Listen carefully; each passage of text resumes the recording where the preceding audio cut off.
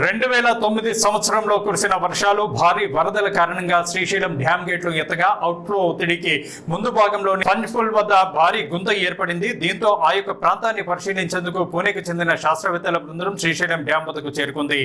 పంచ్ఫుల్ వద్ద దెబ్బతిన్న స్టీల్ సిలిండర్లను, నీటి అడుగు భాగంలో డ్యాం పునాదుల వైపు ప్రమాద స్థాయి నిలుపుదలను బృందం క్షుణ్ణంగా పరిశీలించి అంచనాలు వేసింది.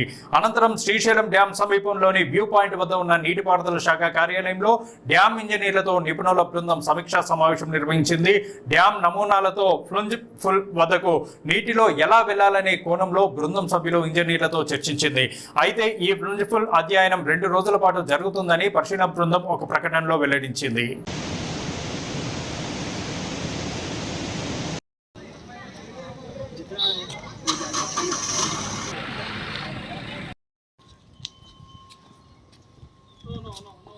No, I am some other this thing. I will let you know. ఇప్పుడు అది నొక్కేస్తే ఆఫ్ అవుతుందా? ఇప్పుడు డైరెక్ట్ గ్రూప్లో పెట్టాను లేదు, ఇప్పుడు కట్ చేయండి సార్.